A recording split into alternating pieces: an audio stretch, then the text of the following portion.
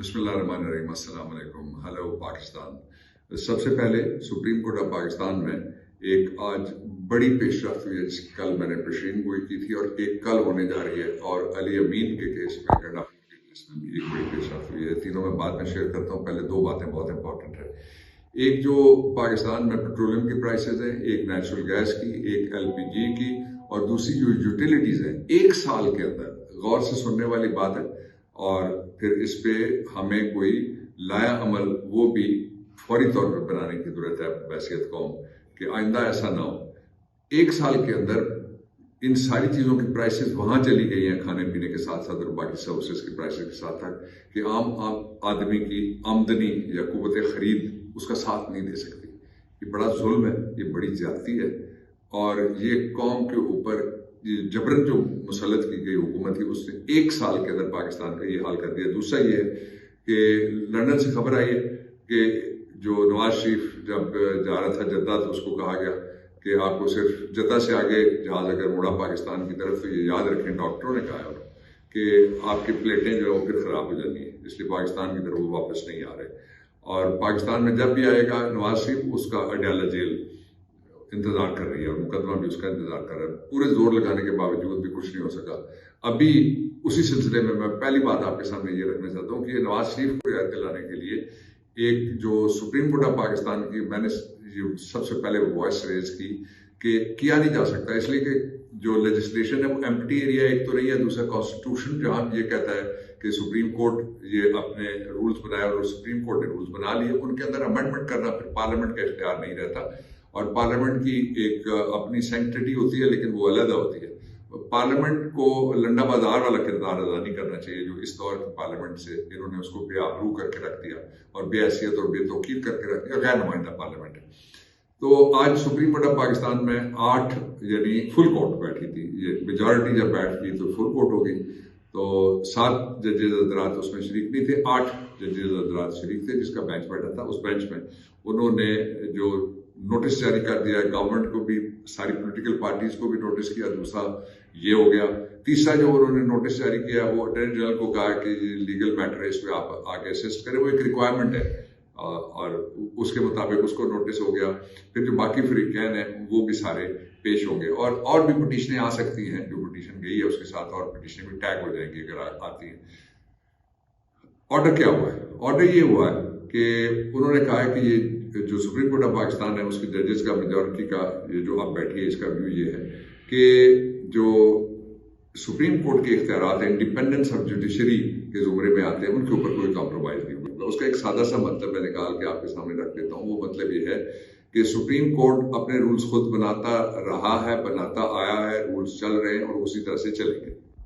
اب دوسرا اس کا جو امپورٹنٹ پہلو ہے وہ بھی لیگو کانسٹیٹیوشنل ہے، وہ میں آپ کے سامنے رکھتا ہوں۔ وہ پہلو یہ ہے کہ جب کوئی میٹر سب جوڈس ہو جائے، یعنی زیر سماعت آ جائے سپریم کورٹ جیسی عدالت میں، نیچے بھی ہو اگر تو اس کا بھی کانسیکوینس ہے، لیکن سپریم کورٹ جو کہ لاسٹ آربٹر اس کو کہا جاتا ہے کہ یہ آخری ثالث ہے جھگڑوں کا، ریاست اور فرد کے درمیان، اور ریاست کے مختلف یونٹس کے درمیان، اور مختلف گروہوں کے درمیان۔ تو اس لیے جب وہاں پہ سب جوڈس کچھ ہو جائے تو نیچے کچھ نہیں ہو سکے۔ اس کا جو پریکٹیکل نتیجہ ہے وہ یہ ہے کہ آج کی تاریخ سے آگے جب تک یہ فیصلہ نہیں ہوتا، جو practice and procedure bill for the supreme court of Pakistan بنایا گیا تھا، اس کی کوئی وقت، کوئی قانونی حیثیت نہیں رہی، اور کسی جگہ اس کا نفاذ نہیں ہوگا۔ جو سپریم کورٹ ہے وہ پہلے کی طرح ہی چلتا رہے گا۔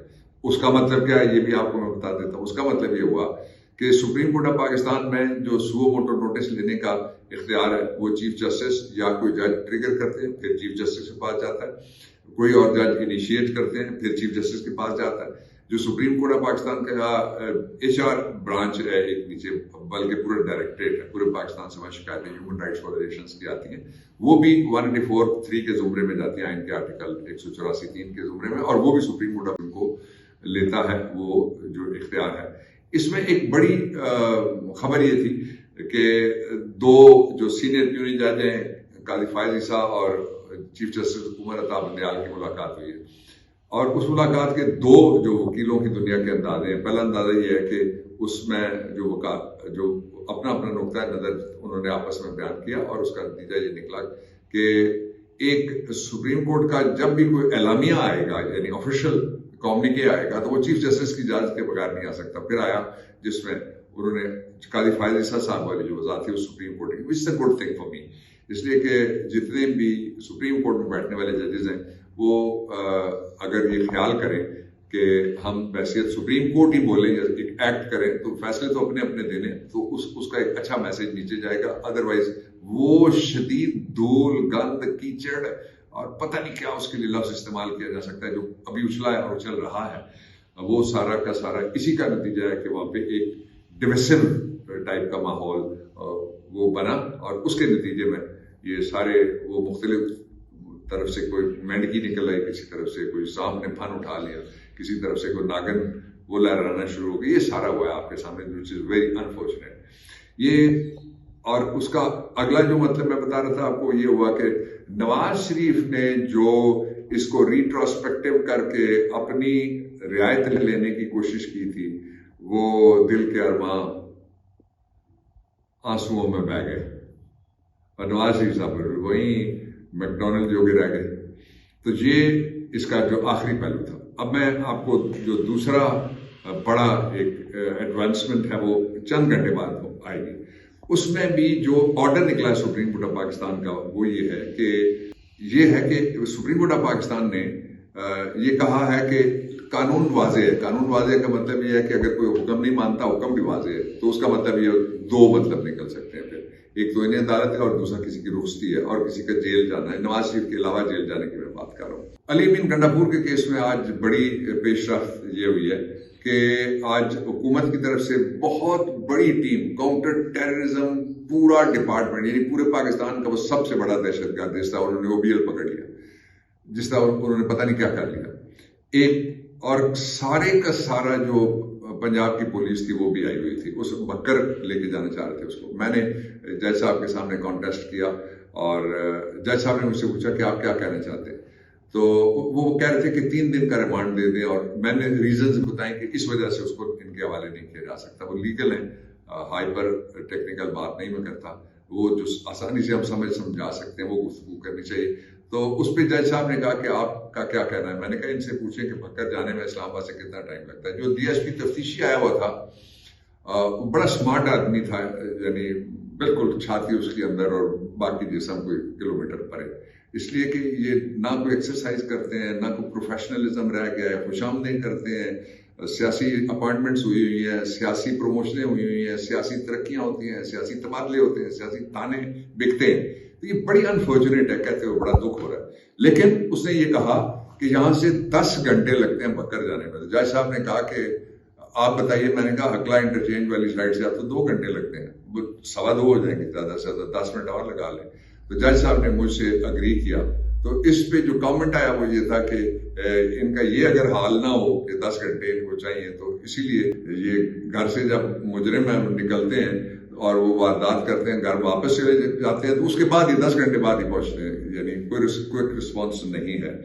تو آج دا گڈ نیوز ہے کہ علی امین کا ریمانڈ ختم ہوا اور اب ان کی جو بیل ہے اس کا مرحلہ اور ان کی باقی جو کیسز ہیں ان میں کوئی ایسی بات نہیں ہے. آج انہوں نے یہ کہا کہ ہم نے اسلحہ برآمد کرنا ہے. وہ جو اسلحہ وہ برآمد کرنا چاہتے ہیں وہ اس کا پرچہ انہوں نے کیا بھکر میں، اور اس میں جو اسلحہ تھا وہ ایک کمپنی کے نام کا تھا جو رجسٹرڈ کمپنی، اور کمپنی کے گارڈز تھے جن کے پاس اسلحہ تھا، کسی پرائیویٹ آدمی کے پاس کوئی اسلحہ نہیں تھا. آپ یاد ہوگا کہ اس گورنمنٹ نے ایک کیا تھا نوٹیفیکیشن بھی کہ کوئی پرائیویٹ گارڈز ہے کوئی لے کے گھوم نہیں سکتا، یعنی پورا ملک برہنہ کر دیا جائے، نہ ان کو کوئی پروٹیکشن، نہ ان کے کوئی ہیومن رائٹس ہو، نہ ان کے پاس کھانے کے لیے روٹی ہو. اور اس کے باوجود جو ان کو لانے والے ہیں وہ اگر ضد کریں کہ یہی نظام پاکستان کے حق میں ہے تو پھر وہ کیا کر رہے ہیں؟ یہ جواب آپ دے دیجیے گا. کل پھر بات کروں گا پاکستان زندہ باد.